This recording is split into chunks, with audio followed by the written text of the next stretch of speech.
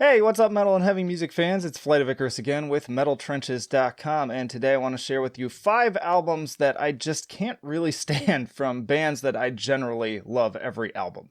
You blew it! Now, Jamie Horsley, if you're aware of his channel, he does a lot of great metal-related reviews and content as well, and he did a video on his least favorite songs from bands that he generally loves, and he more or less challenged me to do the same, but for me, it just made more sense to do albums, so let's just get into it. Alright, so I really stuck to bands where they've got a discography where I generally love every single album, but there's that one black sheep that just doesn't do it for me, and so kicking this off, we got Meshuggah with Catch 33.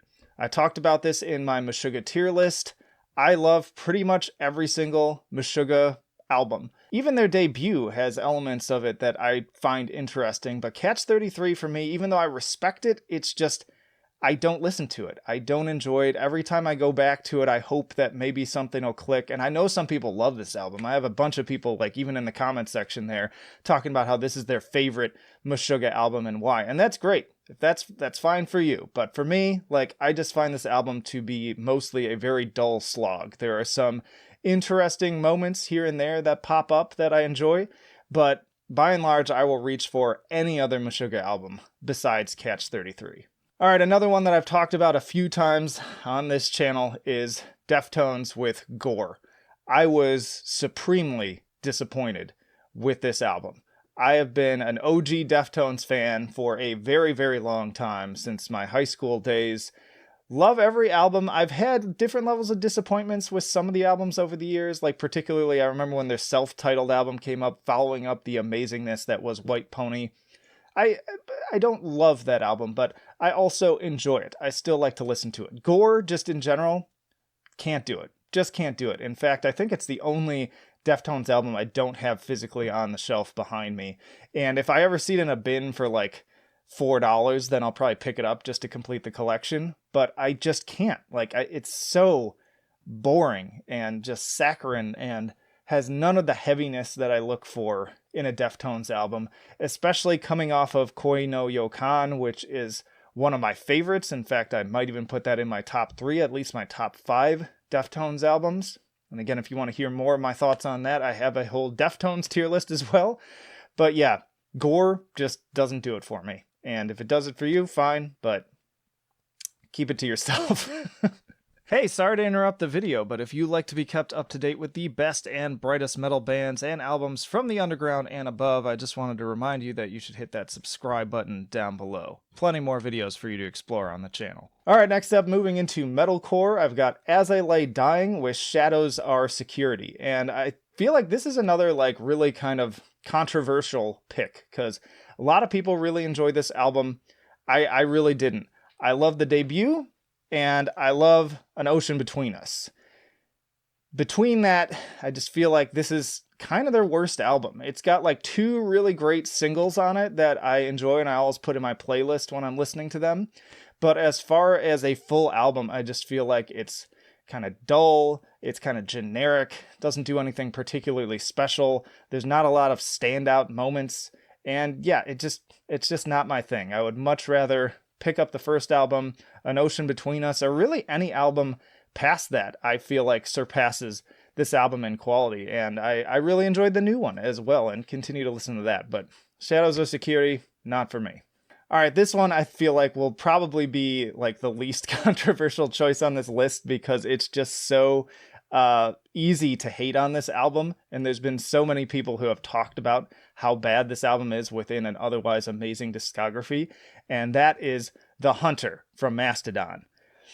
I love Mastodon too. They have made so many incredible albums over the course of their career, and they all have something to offer.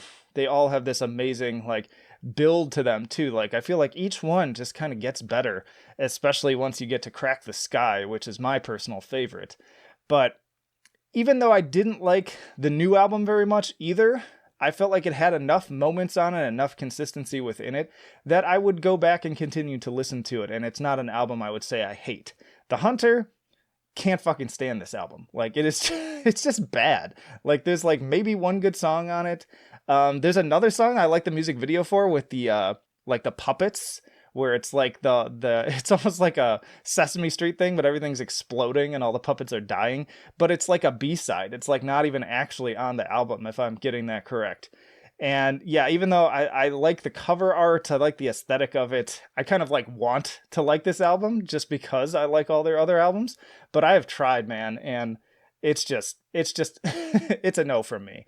It's definitely a no for me, dog. All right, and then last but not least, this is kind of a teaser too from my upcoming Tool tier list that I'll be putting out in the coming weeks. 10,000 Days, my least favorite Tool album. And some people will be like, what? It should be the new one. And I'm like, no, I actually like the new one.